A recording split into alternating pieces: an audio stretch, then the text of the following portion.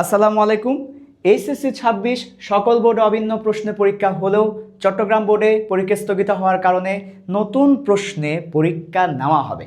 এই ব্যাপারটা কতটা যুক্তিসঙ্গত, এই আলোচনায় আমরা যাব না।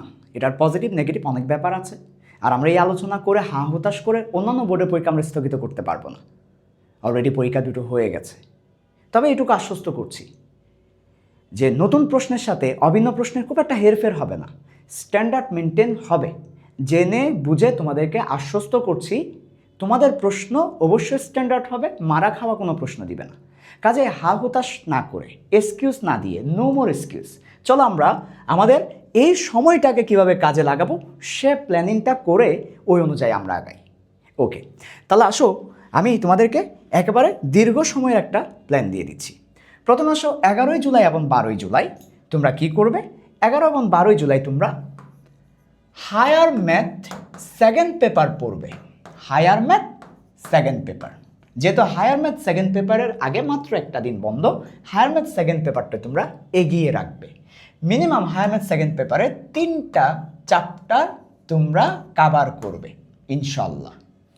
তারপর 13 জুলাই হায়ার ম্যাথ ফার্স্ট পেপার পড়বে তোমরা, বিকজ হায়ার ম্যাথ ফার্স্ট পেপারের আগেও কিন্তু খুব একটা বন্ধ নেই। 14 এবং 15ই জুলাই তোমরা কেমিস্ট্রি সেকেন্ড পেপারটা পড়বে।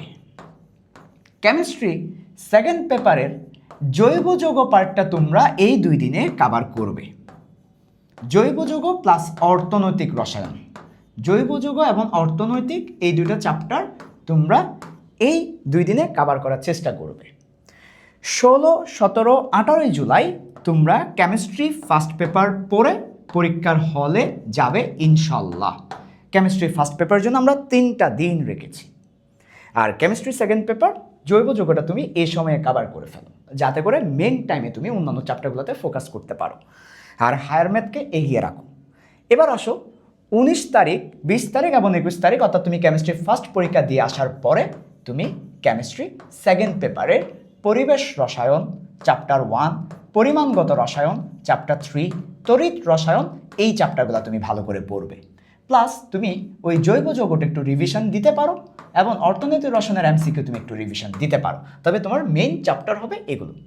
আচ্ছা, 22 এবং 23শে জুলাই অর্থাৎ কেমিস্ট্রি সেকেন্ড পেপার পরীক্ষা দিয়ে এসে তুমি জুওলজি পড়বে, যেহেতু জুওলজির আগে মাত্র একটা দিন বন্ধ, এবং তুমি ট্রাই করবে এই 2 দিনে জুওলজির মিনিমাম 50% পড়া কভার করে রাখার, বিকজ পরীক্ষার আগে একদিন বন্ধ। 24, 25, 26 তারিখে তুমি বোটানি পড়বে এবং বোটানি পরীক্ষা দিবে।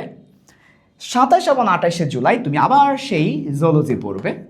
27 তারিখ তো পরীক্ষা দিয়ে এসে খুব একটা সময় থাকে না, 28 তারিখ একটা দিনই পড়তে হবে। সো জুওলজি তোমাকে 50%-এর বেশি এগিয়ে রাখতে হবে ওই বন্ধে, আর বাকিটা হচ্ছে পরীক্ষার আগে কভার করবে। আচ্ছা, তারপর 29, 30, 31 এবং 1, তো 29 তারিখ পরীক্ষা দিয়ে এসে একটু টায়ার্ড থাকবে। 30, 31, 1 এই সময়টা তো তুমি হায়ার ম্যাথ ফার্স্ট পেপার ভালো মতো কভার করবে। আমরা যদিও হায়ার ম্যাথ ফার্স্ট পেপার একটা দিন কিন্তু এগিয়ে রেখেছি। আর 2 তারিখ পরীক্ষা দিয়ে এসে এবং 3 তারিখ তুমি হায়ার ম্যাথ সেকেন্ড পেপার পড়বে, যেটা আমরা 2টা দিন কিন্তু হায়ার ম্যাথ সেকেন্ড পেপার এগিয়ে রেখেছিলাম। এবার বলি, হায়ার ম্যাথ পরীক্ষা শেষ হওয়ার পরে তোমরা মোটামুটি 5 থেকে 6 ডেজ, 5 থেকে 6 দিন পাবে পরের পরীক্ষা, যে পরীক্ষাগুলো হয়নি ওই পরীক্ষার জন্য। বিকজ 8 তারিখ পর্যন্ত রুটিনে পরীক্ষা আছে কমার্স এবং আর্টসের, যদিও সায়েন্সের নাই। তো এই কারণে 8 তারিখের আগে আর কোনো পরীক্ষা দিবে না, 8 তারিখের পরে পরীক্ষা দিবে, যেহেতু কমার্স আর্টসের পরীক্ষা আছে। সেই ক্ষেত্রে এটা তোমরা বেনিফিটস পাচ্ছ। তোমরা 5 থেকে 8 পর্যন্ত কোনো পরীক্ষা তোমাদের নাই, তোমাদের পরীক্ষা হবে ইনফ্যাক্ট 10 তারিখের পর থেকে। যেসব পরীক্ষা স্থগিত হয়েছে এগুলো 10 তারিখের পর থেকে হবে।